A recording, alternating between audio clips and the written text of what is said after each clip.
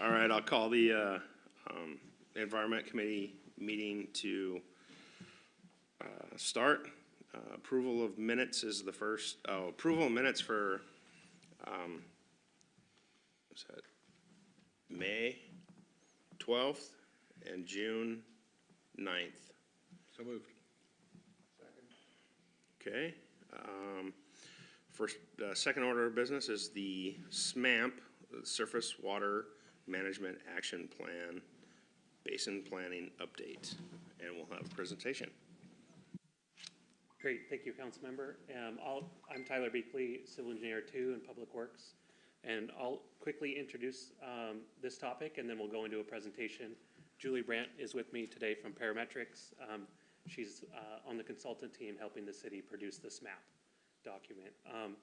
So this is our second introduction of this topic to Council, second time here at the Environment Committee. We're going to have a third one when the SMAP is in its final stage to the full Council. We're now in the point where we've identified the various basins in the city. We've narrowed in our selection, and we'll get to that in the PowerPoint. And now we're identifying what actions we're going to implement in the basin plan. What are we going to do to improve the watershed that we've selected? And with that, I'll let Julie start the PowerPoint, and we're going to share some slides as far as presenting. Tyler, if I may just interject really quick, can you just repeat for the committee the SMAP in general, what it is and why we're going through the process? Yeah, absolutely, and a little bit will that be covered in the presentation as well, but this is a requirement from the Department of Ecology through our city's NPDES water quality permit, and they have put the onus on us to select a basin, watershed basin in the city, and then basically, as I mentioned, highlight efforts to promote water quality and flow control, reduce what's going off to the sound. Yeah. We'll start the PowerPoint. And can you all hear me, and will it record all right if I stand? Because then I can kind of point at a few things on the slide. Well, I'll stay. No, I'll stay here so we get the right recording. Yeah. Okay. This is fine. And then Tyler, how is the? It's the two arrow keys. Thank you. The slides. Yep.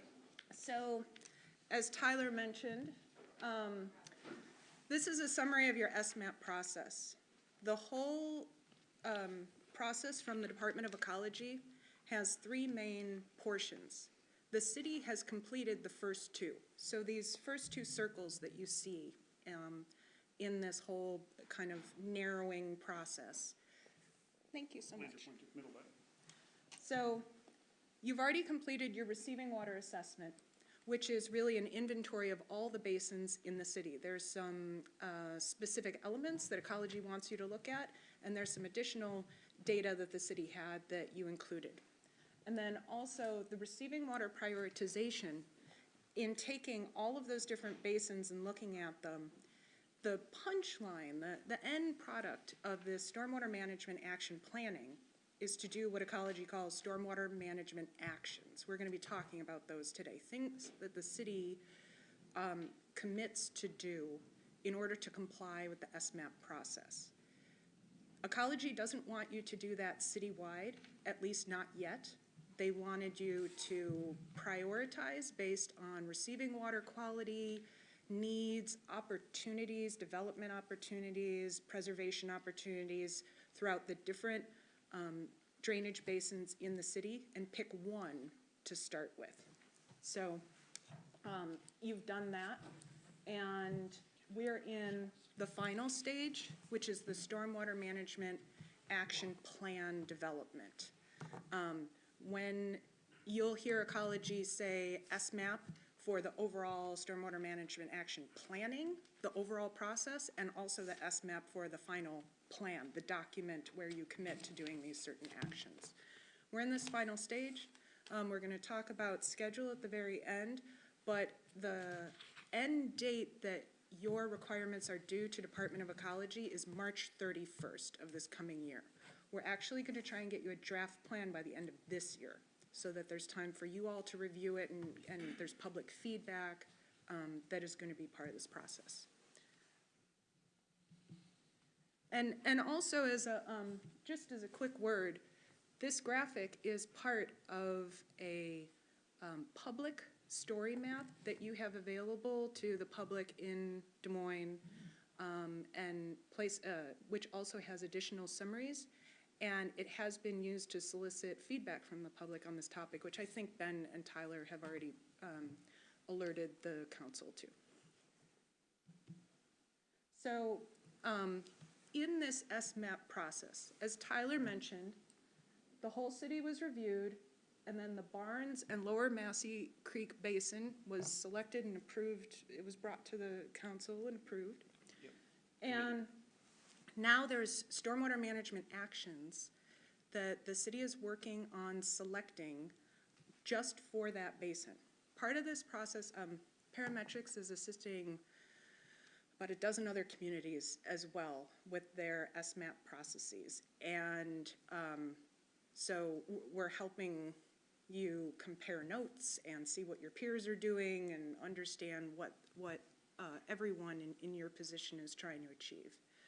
One thing that we've been working with Tyler and other cities is that the elements that are selected for the SMAP and analysis that is done is the analysis is comprehensive, the opportunities that are being looked at are comprehensive.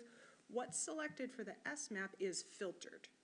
What you all are committing to with Department of Ecology is going to be less than all the different ideas that go forth. We're trying to be very careful about what you declare that and commit to with ecology on this plan. So in the SMAP process, there's, for these stormwater management actions that ecology wants you to do, they want you to pick one from each of these three major categories. And we're gonna get into those in detail. And for the actions, there's both this SMAP process, they want it to have a 20-year horizon.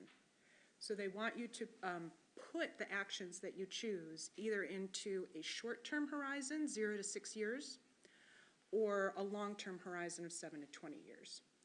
And for the actions that we discussed today, we'll also let you know what we're thinking of for short-term and long-term. There's supporting elements that go with the major categories of stormwater management actions. So ecology really wants you to, they want you to have an actual budget and schedule for these things, kind of, and not down to the penny, but to show, you know, that you've looked at the feasibility of actually getting this done.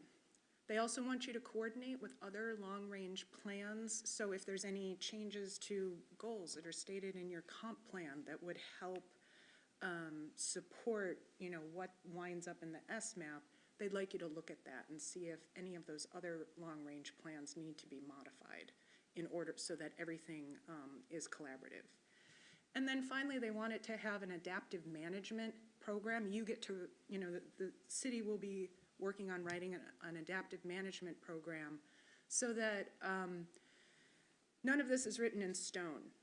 We're also helping Snohomish County as a phase 1 community, a larger community that's, their permit cycle is 1 permit cycle ahead of yours.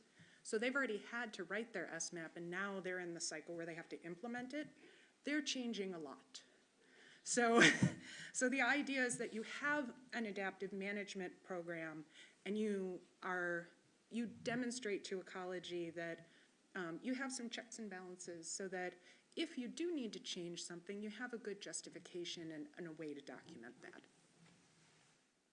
And we'll get into that a little bit more.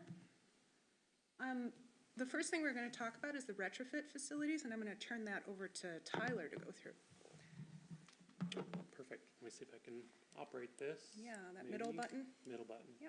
Okay, there we go. Yeah, so as Julius described, one of the first actions ecology had us look at was retrofits.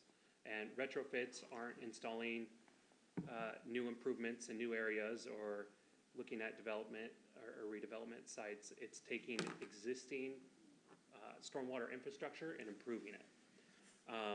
So that's context for the next few slides, but, so you have reference here as we navigate to the new slides. We're gonna talk about our, near-term projects, which are the 0 to 6 years, horizon, and those are the ones circled in green here. And then we're gonna talk about our long-term selected staff recommended projects, which are orange circles, further up the basin. And then we're also gonna talk about, projects not included on the retrofits, commitments themselves, but we wanted to highlight as opportunity to ecology that we're doing additional efforts in the basin, and honestly, we want to get recognition for it because we're putting big investment towards water quality in the city. So I'll continue on here. So highlighting the near-term projects, the first one at the top here, this is located at the intersection of Kent Des Moines Road and Marine View Drive, just on the other side of the street at Taco Time.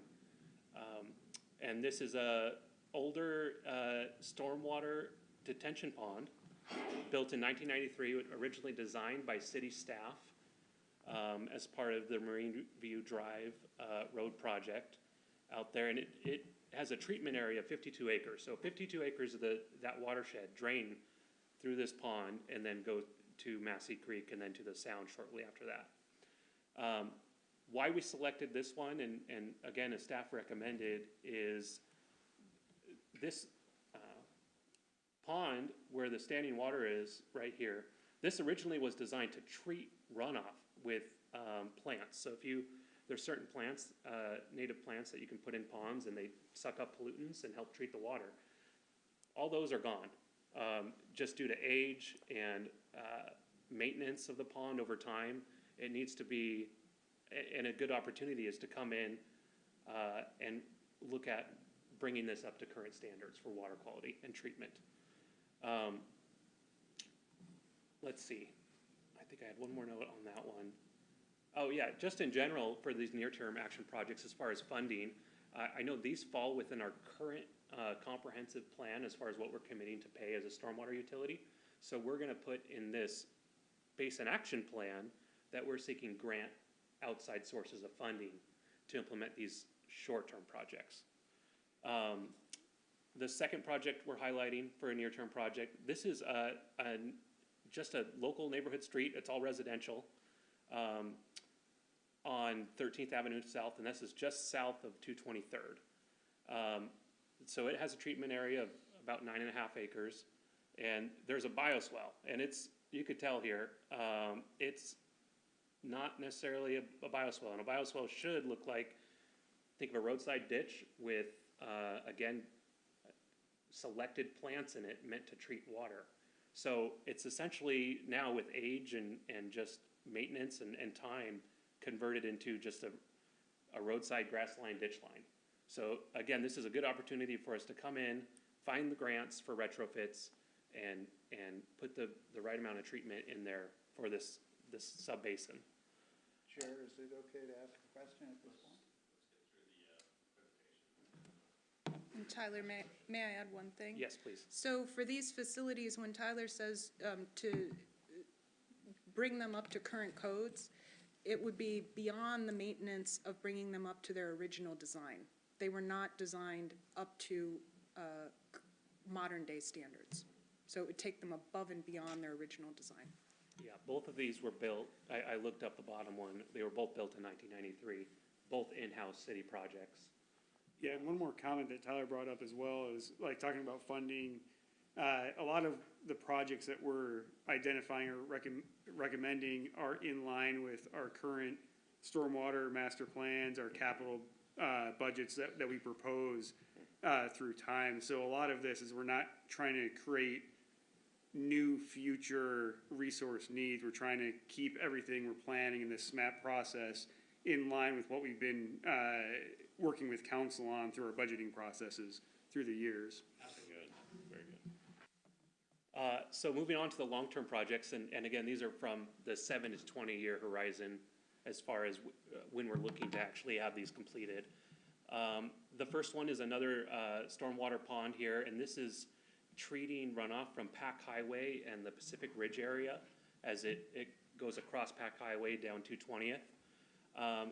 This was built a little, 10 years sooner, 2003, but still, and you can see a little bit in these photos here that it's just overgrown now with cattails, and it's exceeded its intended use as far as water quality. So it needs to be looked at, designed, brought up to current water quality standards. Now, with these long-term projects, we're able to look at them in our next surface water comp plan. Our current comp plan ends in 2029, so we'll be able to look at different strategies for funding these in that comp plan, and actually building them into our rate model and finding funding if grant sources aren't an opportunity on these ones. The bottom one, this one is, as Andrew mentioned, tied to an opportunity project. So on 24th, we have a corridor project occurring very soon. We're in the final stages of design right in front of the elementary school. A future project we have, I believe in the early 2030s, I think we have it on our transportation improvement plan, is for the filling in that corridor segment from 223rd to 216th, the next phase of that project. So opportunity is to come in, and we have all these open ditch lines on the road where there's opportunity to convert these to bioswales or add in-ground structural water quality treatment, again, above and beyond what would be required of these projects. And just good opportunity when there's construction taking place. It's good to do it all at once rather than come in multiple times. And the last one for me, I mentioned the future opportunity projects that we wanted to highlight but not necessarily include in the plan. One, there's just uncertainty about timeline and budgeting, and as Julie mentioned, Ecology wants to see timelines, budgets. So these are related to marina redevelopment, which we're still actively talking about, and also referenced in our transportation improvement plan as far as piggybacking on those projects to add water quality. So the first one is our 223rd corridor project, I'll call it. I don't know if it has an official name other than that. And sort of an open initial concept is for an urban stream. That may change as we move into design, but adding some sort of large water quality element before it gets to those new marina steps that are proposed as well. The other one is just along the side streets, just outside the marina on 6th and 7th, as we improve those lateral streets and just finding opportunities to fit in small treatment areas in the sidewalk or in the vegetation strip to take opportunity of that. And that, I'll pass it back to Julie. That's it for the retrofit portion. Thank you. So then digging into the other two categories of actions that Ecology wants to see. The next one is your stormwater management program. So Des Moines has a robust stormwater management program. You look at things like conveyance and flood management, but also several elements that are required from your NPDES state permit. And those things mainly focus on water quality. And I will give it up to Des Moines because so far Des Moines has selected the most out of the different categories that Ecology allows, and many of these things you already have momentum and you're already kind of doing. So the only source control, O&M, illicit discharge, and public education are all the categories that Ecology suggests. The only one that's not on this are enhanced maintenance, larger kind of capital maintenance projects. So source control, I will stop on for a moment. That is a separate NPDES requirement. And normally, other requirement, just implementing and complying with another element of the permit doesn't get you SMAP credit. However, there's many phases to the source control program, and you do get credit for focusing and starting that source control implementation in your priority catchment. So that's what Des Moines is looking at. And if I could add just a quick Please. note on that. So what this would look like in this plan would be the businesses in the downtown that are within this basin and some of the ones on Pack Highway. We would be visiting those first as far as our source control inspections. So prioritizing this basin. Next year, we may move to other businesses along Pack Highway that aren't in this basin. But we get credit if we start here through ecology. So we saw that as a little bit of low-hanging fruit because we have to do it anyway. And I will say that's one of the approaches that almost every single municipality is using, as Tyler said. It's low-hanging fruit. And Tyler, you brought up a number of these other things. Is there anything you'd like to add about the O&M, outfall inspections, the illicit discharge detection? These are basically fields, a little bit extra field screening that's going to take place. And I would just say it's exactly in line with the source control, where we're already doing these actions. We're just focusing for the next few years in this basin with these actions. So it's no added work for staff. It's the same work, it's just a different location. And then for the public outreach related to the Marina District, public outreach is always a little bit difficult. The effect and improvements resulting from public outreach are always a little bit difficult to measure. And so that's why this one was put into the long-term approaches, because it's something the city already wants to do, but is going to take a little time to figure out how to have measurable results from that. So for land management, this is the one that's causing everyone the most heartburn, because land management with the idea of potentially changing your codes or, developing new incentives for your land developers. These are things that cannot be done quickly or easily. And we're hoping that ecology recognizes it, but most of your peers are struggling with this one too. What many of them are finding success with is recognizing what you're already doing and getting credit for that. So for land management, these are the words from ecology. This is what it says in the permit, that you want to look for places to conserve land that needs to be conserved, that might be worthwhile for protection, look for ways to reduce pollution in the runoff, and that can be from maybe changing your policies around areas that are already developed. And in line with that, addressing hydrologic impacts. So I interpret this as flow control. So you're looking at water quality and flow control from already built out areas. Taking these instructions from ecology, this next section is a way that we've broken it down. Parametrics has broken it down into general categories for many folks. These are examples. Many cities are kind of finding strategies that fit into multiple categories within this. But growth management, I made some, here's some examples. So for growth management, looking at your comp plan like we've already talked about and seeing if there's ways that can be updated to focus a little bit more on surface water. Regional facilities,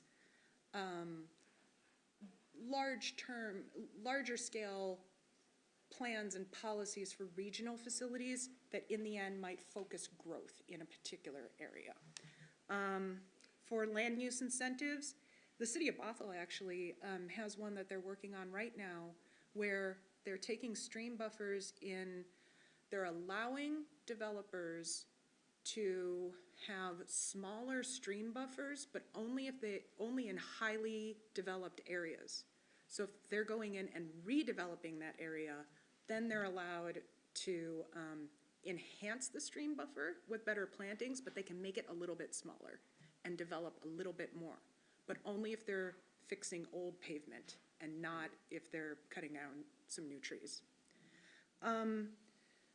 Ordinances and codes, one example from the city of Renton, they're for land management, Renton's quite developed.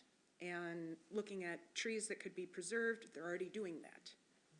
But they are potentially looking at some of their fee structures in different areas and making sure that areas that maybe aren't being developed can also do their share of providing some funding for future retrofits and cleaning of the impervious areas, the pavement that everyone's using in those areas.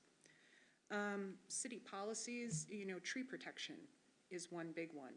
And again, that's one that also gets very complicated because there's many different departments involved and many different goals from what a particular landowner will consider a tree, something small and ornamental compared to something big that loses its leaves when it's raining. So none of these are straightforward. And then city programs, one example is some of the cities are looking at ways to inventory environmental areas that might be, so that they can have a stockpile of potential programs that would be good candidates for grants and environmental enhancement. So the policy, the city program itself would just be to start inventorying those areas so that you're ready when grants come up. And so the city, we're working with Tyler and he's working with the planning department to vet different options from this category. And then finally, there's supporting elements that we talked about briefly before, coordination with the long-term plans, making sure that you actually do have schedule and budget, and having an adaptive management plan for the actions that are chosen. Here's the overall schedule. As I mentioned, we're going to try and, the goal is to get you a draft to decide on the final stormwater management actions and get you a draft plan by the end of this year. And then in late January or early February of next year to have a public open house. And then the final SMAP report would be completed for council review earlier in March so that you can meet that March 31st deadline with ecology. And that's it. Thank you, Julie. Yep. Thank you very much, well done. I open it up, colleagues, JC. Well, thank you, Chair. So I'm gonna go all over the map here, but try to be. So, the plants, they just age out. There isn't anything, that we should be concerned about that these plants died, in the, existing. Yeah, like at PID 2 and so on. yeah, I can speak to that. So I just want to say that maintenance practices in the past aren't as good as they are today. Yeah. It wasn't known the means and methods to protect these plants and, Yeah. and what to look for and when to replant them. Yeah. So that's what should have been done in the past is annual maintenance of these ponds where those programs didn't exist back in the early late 90s. Okay, so I'm familiar with like bull kelp, like in the water, they use it for that, it's kind of the same kind of thing. You plant, this is a skilled position planting these things, right? I'm asking like yes or no. In other words, you need like a botanist or somebody who knows how to do that kind of. I guess what I'm getting at is that I look at some of these older bioswales and I see ivy pole. And I wonder, is there any kind of opportunity for community volunteer to help clean up things and maybe leverage some of that? Or is it something that you really have to hire specialists for the whole thing? Mostly specialists and training our in-house staff to be able to know how to inspect and how to maintain these once they're installed. The county does make it pretty easy as they provide plant lists from us to select from that would go in these ponds and these bioswales. Okay, no, I'm probably a silly thing. You see one thing and I just see, like roadside stuff. Is it, let's see here. So for the 223rd thing, where is going to be the source? Is there going to be like a main detention pond that everything flows down into? Or, I mean, do you know where that's gonna be at this point, or vaguely? And Tyler, I can take this one. You're talking about just the 223rd corridor study, and right now we're trying to finalize the contract with Commerce for a grant. That's actually going to allow us to look at the preliminary design and planning of 223rd. Okay. So we're getting close to being able to walk But through. there's gonna have to be like a nexus, basically, where the water flows there, and then it's funneled down to the Part- bioswale down to the. Part of the planning project looks at what the contributing area to 223rd is, and then what opportunities do we have out of that. I'm gonna ask a question really quick, council member. Isn't, my understanding that there is an undergrounded stream underneath 223rd that would basically be daylighted to help aid with that bioswale down the center of 223rd, is that not correct? I don't have a good answer on if there's a stream underground on that. This planning project will look at, okay, what is if there's a stream flow in the current storm drain system there, is that an annual or not type of, current existing condition out there? So Understood, I don't have an answer on that. thank you. I think what you're referring to, years ago, there used to be, and I think it ran almost year-round, but it emptied out over the embankment down into where the marina is now, and that's all been encapsulated and goes out under the marina. So I don't know if that's the street, stream, or if that's just water runoff. No, I've but- seen infiltration into the storm drain for work that I've done on different storm drain systems out on 223rd area. And I don't know if it's I don't know if we have a good understanding if it's just groundwater infiltrating in, or if there's actually a little bit larger contributing area as far as like a stream per se. I'm guessing it's more of the former. Right, I could just add, when you say stream, it can get very technical as far as definitions and what applies to governing bodies when you say stream. So currently, this is not considered a stream or an underground stream. There's potential that there is year-round flow. I was out there this summer in August when we had that dry period, and there was a small base flow coming out of the outfall there. So as Andrew said, groundwater seep springs can daylight into our storm system and find a way through. So I think there was potential consideration on the 223rd project to open that up and daylight it and add water quality. Understood, thank you. Councilmember Harris. Thank you, Chair. So next totally knuckleheaded question, is there any possibility, because I know a resident is going to ask, that the thing near Taco Time would have any flooding benefit if you clean that up? Would that in any way, because people are constantly wondering about Lake Taco? Yeah, And if the answer is no, just do this and I'll move on. short answer is no, and I'll just add a note that with our recently completed 2017 Lower Massey Creek Channel Modification Project, we added a pump system, and that has worked well to handle the flooding at the intersection. Thank you. When you speak of these credits, what are you, can you define what that means a little bit?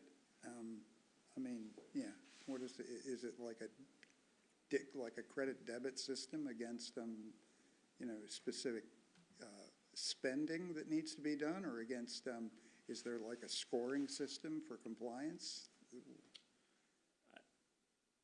And I may look at you for this one, credit. Well, you've mentioned several times getting credit for, going to various business owners and, making sure they're complying with their, just not, dumping stuff into the stormwater and so on. Right, What does that credit look like? I understand the question now. The credit referenced there is just getting the check marks and meeting these ecology requirements.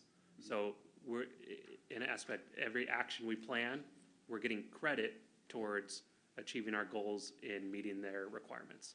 So it isn't a credit system. Well, I guess what I'm getting at is, so like with the water districts, you know, they've got 307 or whatever different chemicals they test for every quarter or whatever it is. What kind of actual testing are we doing and what kinds of contaminants are we looking for, like the tire residue? Are there certain tests that are being done at like businesses or at certain outfalls? Right. Currently, there's no active tests or studies being done by Des Moines. There are regional testing of creeks, the sound for pollutants, and those are data sources we pull from. But to answer your question about which pollutants we're treating is, there's a number of them that are in stormwater that we can treat. One, you mentioned the tire runoff. That's a big one that's coming that we would love to treat as soon as that technology exists. But we have like nitrogen, phosphorus, metals. Yeah, I know, I'm just, are we getting to a point, is it something to expect that 5-10 years down the road, you're gonna go to some, like a code enforcement thing, and you'll see that it looks like the guy's running some sort of auto repair business, and you're gonna wanna test for that, whatever it is, DNNP6 or whatever. I think, just if I can bring it back to the SMAP, I think the SMAP helps the city implement technologies that Ecology King County Surface Water Design Manual has available for a wide variety of pollutants. The SMAP doesn't target and have us say, we need to go and treat this pollutant. It's more of an implementation of Yeah, no. treatment strategies that currently exist. I'm just trying to, you know, like at what point do you start thinking about, okay, this creek has these particular contaminants and that creek, so that you have like hard goals where we need to work on, or is it, you know, does it become more specialized that each water area, you know, might have certain needs that need to be addressed, I guess? Yeah, and the SMAP process doesn't cover that as far Okay, as I know. so you'll be glad to know, last thing, I was at another ecology meeting where for their community outreach, that part of ecology offered stipends to volunteers to go door to door to do community surveys. Just something to think about, like they're doing for their air quality deal is they'll give $500 to somebody to print flyers, and there's a surprising amount of the community, even the condos, where if you don't go door to door, you don't capture these people. But definitely in Pack Ridge. So just throwing it out there. Thank you for your time. Thank you, Councilmember Harris. Councilmember Pennington. Yeah, on these filter systems, or I know we've got several that we own, you know, as a public entity, but there are some around with some that some of the businesses have and manage, and there are some that are, you know, 15, 20 years old that are like sand filters and all of that. What's the process to ensure that those are that the property owners are maintaining those and keeping them up to date? Absolutely. So almost a two-part answer here. So we run a private inspection program where we go and inspect these private facilities and make sure they're being maintained, and then send letters of, if maintenance is needed, saying correction letters, basically saying please maintain this, and then show us records that it's been maintained. But the second part answer of that could fall under the long-range planning aspect that Julie was referencing, where we could offer more incentives for these commercial sites and these privately owned water quality systems to be upgraded to current standards. That's one option the city could go, but we're still in those active conversations with our planning department to see where those opportunities lie. Okay, thank you. Very nice presentation, very informative. Thank you. I don't have any questions. I deal with this, a lot of this at my job site and surface water management, so I understand what you guys go through. So, yeah, great presentation, and thank you so much. Is there anything else that staff needs to discuss? Well, in that, motion to adjourn the meeting? All right, we're adjourned. Thank you so much.